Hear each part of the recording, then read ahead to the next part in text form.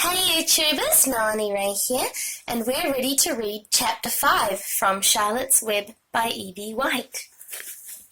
Chapter 5 is titled Charlotte. The night seemed long. Wilbur's stomach was empty and his mind was full. And when your stomach is empty and your mind is full, it's always hard to sleep.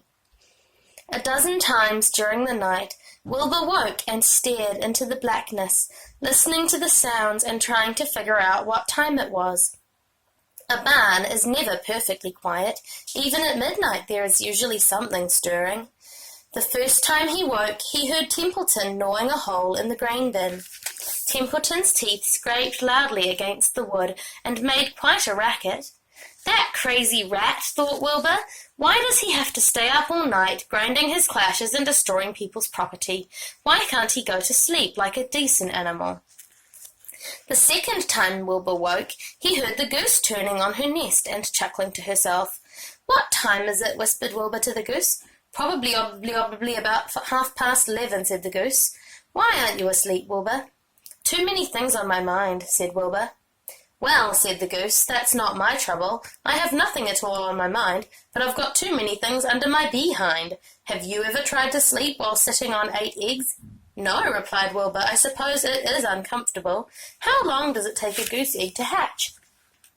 Approximately 30 days all told," answered the goose, "but I cheat a little. On warm afternoons I just pull a little straw over the eggs and go out for a walk."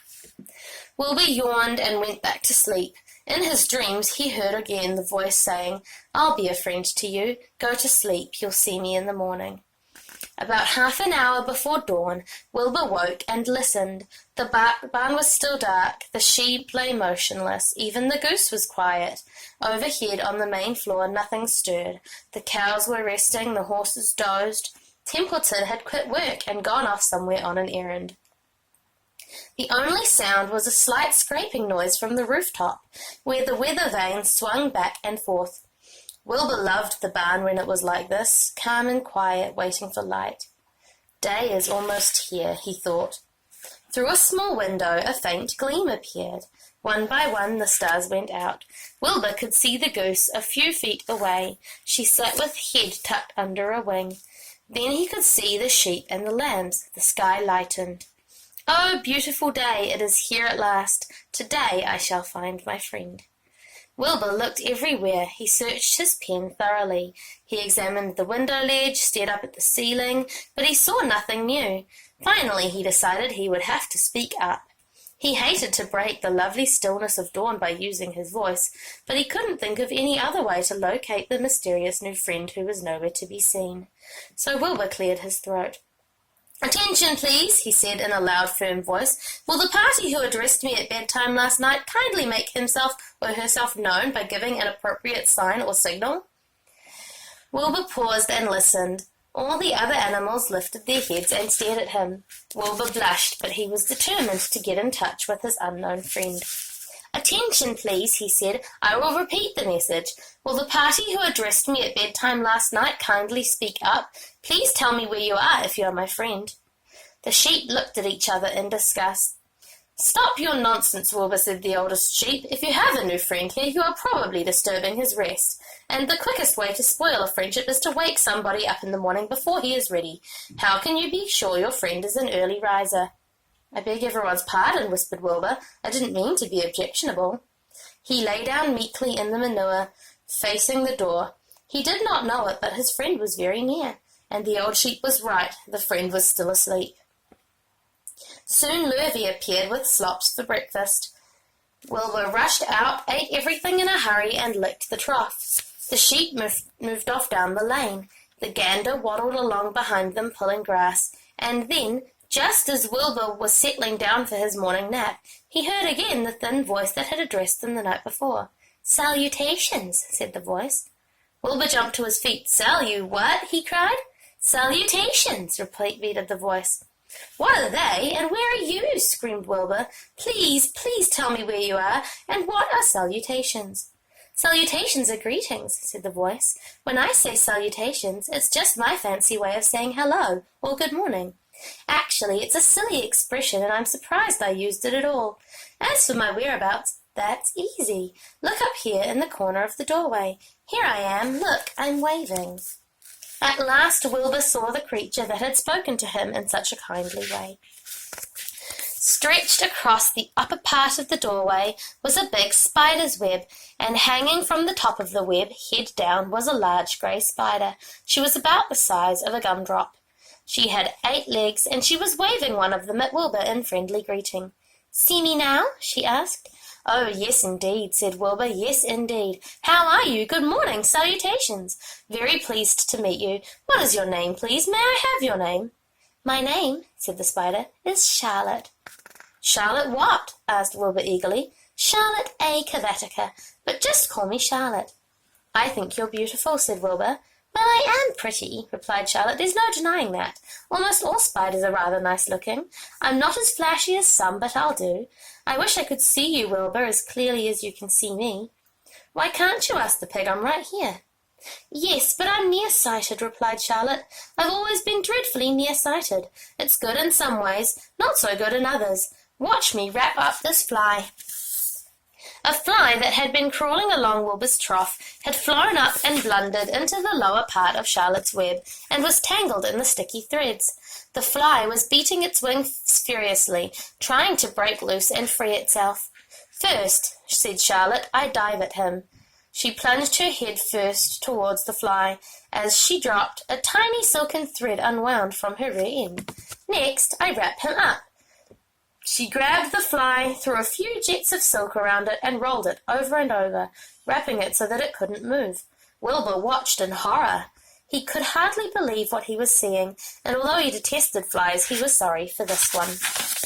And here's a photo, a picture of Wilbur talking to Charlotte in the web. And here is a picture of Charlotte wrapping up the fly. "There," said Charlotte. "Now I knock him out so he'll be more comfortable." She bit the fly. "He can't feel a thing now," she remarked. "He'll make a perfect breakfast for me." "You mean you eat flies?" gasped Wilbur. "Certainly. Flies, bugs, grasshoppers, choice beetles, moths, butterflies, tasty cockroaches, gnats, midges, daddy longlegs, centipedes, mosquitoes, crickets, anything that is careless enough to get caught in my web. I have to live, don't I?" "Why, yes, of course," said Wilbur. "Do they taste good?" "Delicious." "Of course, I don't really eat them. I drink them, drink their blood." "I love blood," said Charlotte, and her pleasant, thin voice grew even thinner and more pleasant. "Don't say that," groaned Wilbur. "Please don't say things like that." "Why not? It's true, and I have to say what is true. I am not entirely happy about my diet of flies and bugs, but it's the way I'm made. A spider has to pick up a living somehow or another, and I happen to be a trapper. I just naturally build a web and trap flies and other insects. My mother was a trapper before me. Her mother was a trapper before her. All our family have been trappers. Way back for thousands and thousands of years, we spiders have been laying for flies and bugs." "It's a miserable inheritance," said Wilbur gloomily. He was sad because his new friend was so bloodthirsty. "Yes, it is," agreed Charlotte, "but I can't help it. I don't know how the first spider in the early days of the world happened to think up this fancy idea of spinning a web, but she did, and it was clever of her too. And since then, all of us spiders have had to work the same trick. It's not a bad pitch on the whole." "It's cruel," replied Wilbur, who did not intend to be argued out of his position. "Well, you can't talk," said Charlotte. "You have your meals brought to you in a pail. Nobody feeds me. I have to get my own living. I live by my wits. I have to be sharp and clever, lest I go hungry. I have to think things out, catch what I can, take what comes. And it just so happens, my friend, that what comes is flies and insects and bugs. And furthermore," said Charlotte, shaking one of her legs, "do you realize that if I didn't catch bugs and eat them, bugs would increase and multiply and get so numerous that they'd destroy the earth and wipe out everything?" "Really?" said Wilbur. "I wouldn't want that to happen. Perhaps your web is a good thing after all." The goose had been listening to this conversation and chuckling to herself. "There are a lot of things Wilbur doesn't know about life," she thought. "He's really a very innocent little pig. He doesn't even know what's going to happen to him around Christmas time. He has no idea that Mr. Zuckerman and Lurvy are plotting to kill him." And the goose raised herself a bit and poked her eggs a little further under her so that they would receive the full heat from her warm body and soft feathers. Charlotte stood quietly over the fly, preparing to eat it. Wilbur lay down and closed his eyes. He was tired from his wakeful night and from the excitement of meeting someone for the first time. A breeze brought him the smell of clover, the sweet-smelling world beyond his fence. Well, he thought, I've got a new friend all right, but what a gamble friendship is. Charlotte is fierce, brutal, scheming, bloodthirsty, everything I don't like. How can I learn to like her, even though she is pretty and, of course, clever? Wilbur was merely suffering the doubts and fears that often go with finding a new friend. In good time he was to discover that he was mistaken about Charlotte. Underneath her rather bold and cruel exterior she had a kind heart, and she was to prove loyal and true to the very end. Tune in tomorrow to see what happens with Wilbur and Charlotte next. Bye!